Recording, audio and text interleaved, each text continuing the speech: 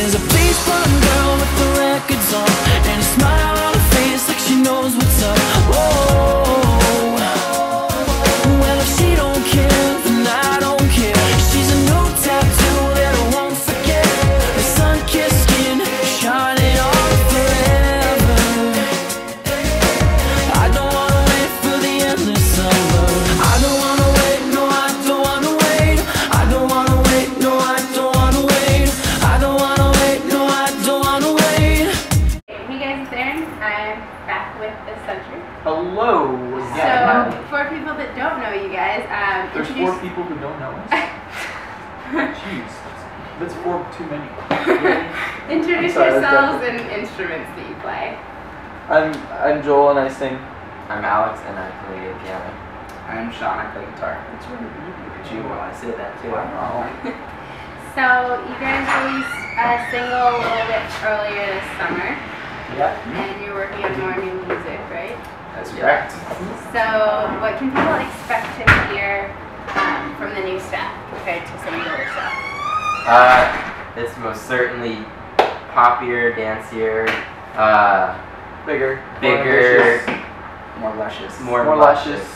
It's just I think that with Sound of Fire, we love that record and we've been supporting that record for a long time. I think we wanted to do something that was really not a 180 because I don't think that that's really what this record is, but it's like a 120 degree turn in a very it's like good a good direction. kickflip or something. It's like it's a very good kickflip.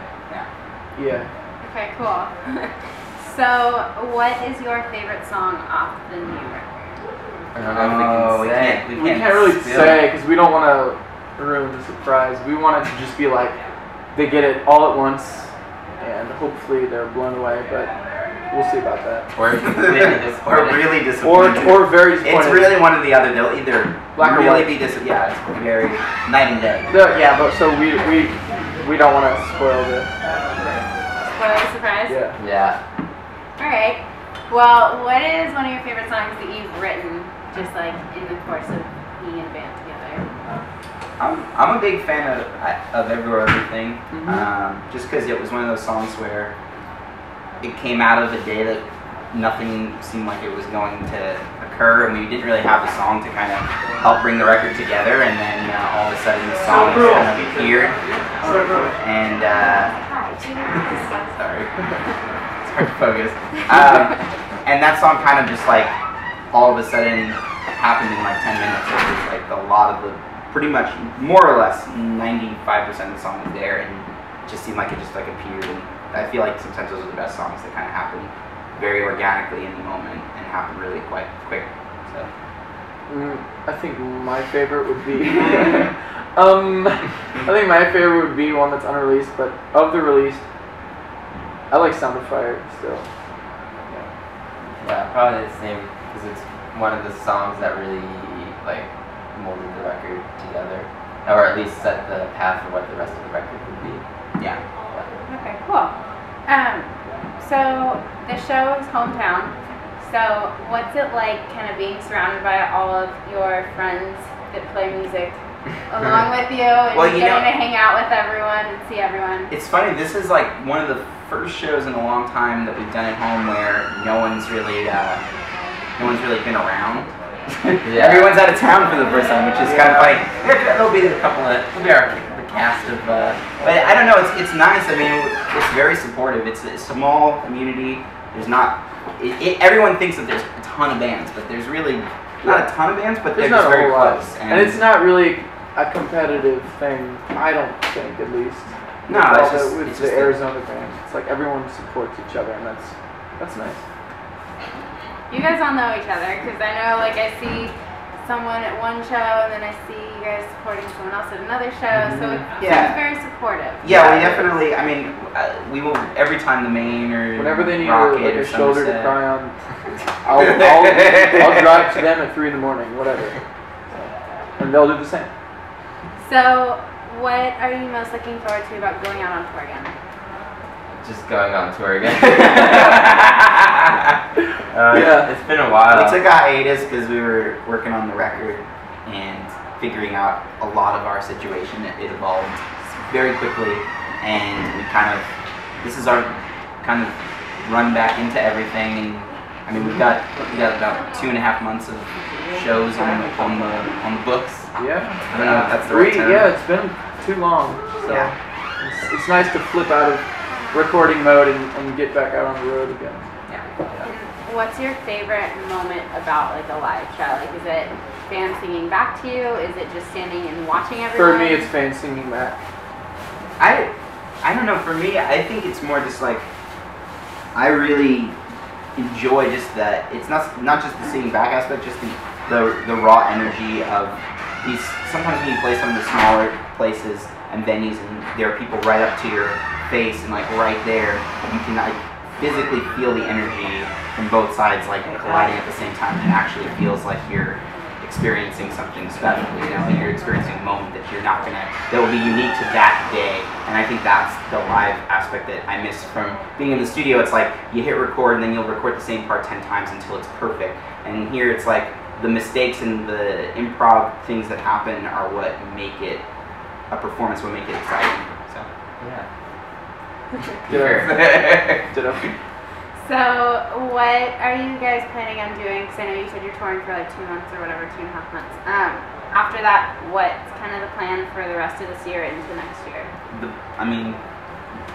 Probably Record? Releasing that record. the record, I think, is the big thing. Yeah. Like the end of this year, the goal is to kind of finally put ourselves back out there and let people know we're not dead yet, and then put out this new record and then tour on this new record the way we wanted to tour on Sound of Fire.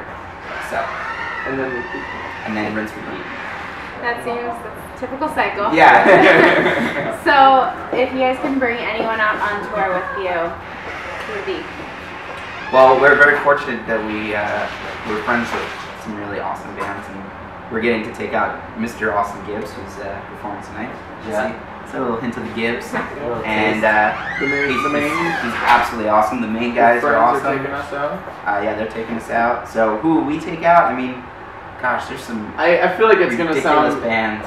like any of the bands I'd want to take out are bigger than us. it would be an insult Yeah. to their Who credit. would you want to Carter Halsey. jump on tour with? Oh yeah, Carter Halsey's.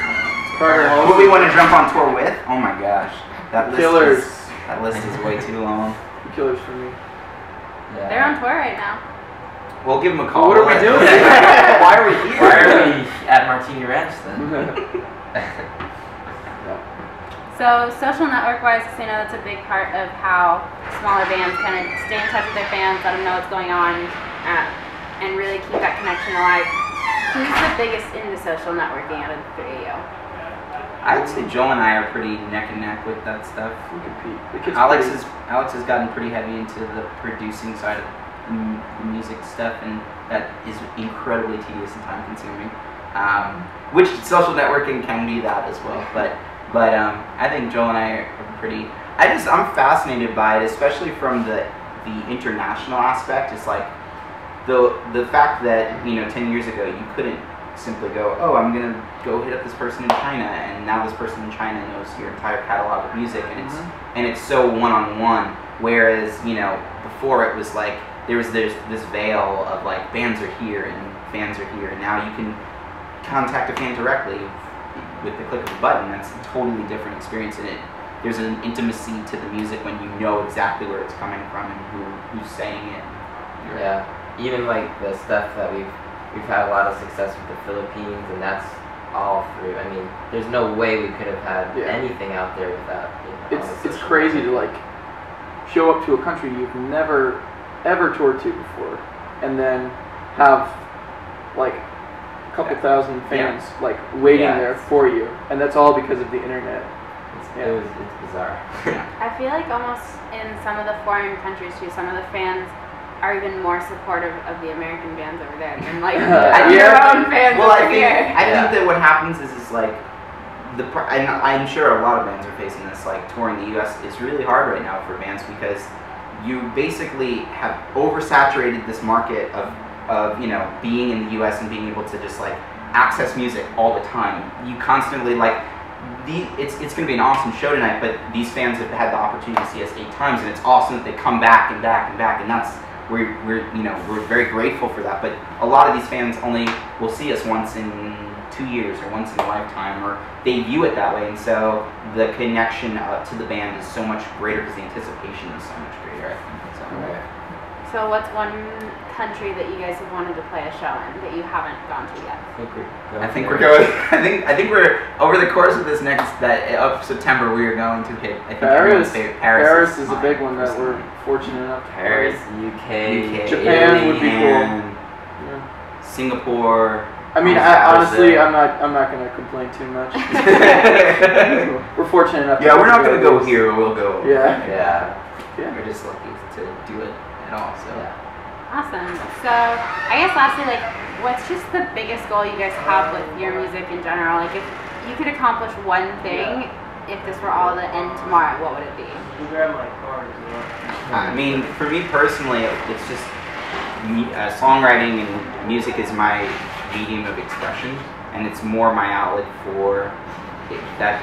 I feel like I can express myself the clearest through that because I tend to be really scatterbrained. So I think, if anything, I walk away positively impacting people in the biggest way possible, and doing it the right way, which is working really freaking hard at it and becoming a great songwriter, not just a great performer or just the whole thing, the whole shebang. That's a great word. I think it's the same for me. Just when I was growing up, before I started with the music stuff, all the bands that I would listen to would, save me from a horrible day. And I want to be able to do the exact same thing for, people who are teenagers now. Yeah. Cool. So I guess that kind of just brought up one more question for me. But, like, I don't know, I wear this necklace all the time because it's for a charity, and, like, that's something I always talk to people about. So are there any nonprofits or organizations that you guys are big into supporting?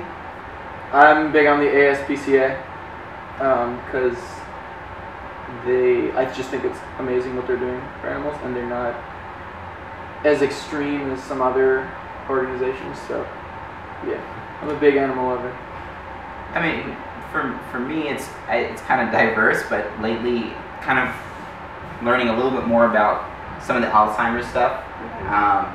We have an Alzheimer's grandfather who's going through some things, and I think when it personally, sometimes you don't fully appreciate the work a charity does. Not that I don't appreciate a charity, but fully understand it until it hits home for you. I think that's when that connection is made, or someone shows it to you in a way that you've never experienced before. And I think for us, seeing it firsthand, experiencing some of it firsthand is a lot more. It defines your position on it a little bit more in terms of how you want to act to make the situation better. So, yeah. Yeah.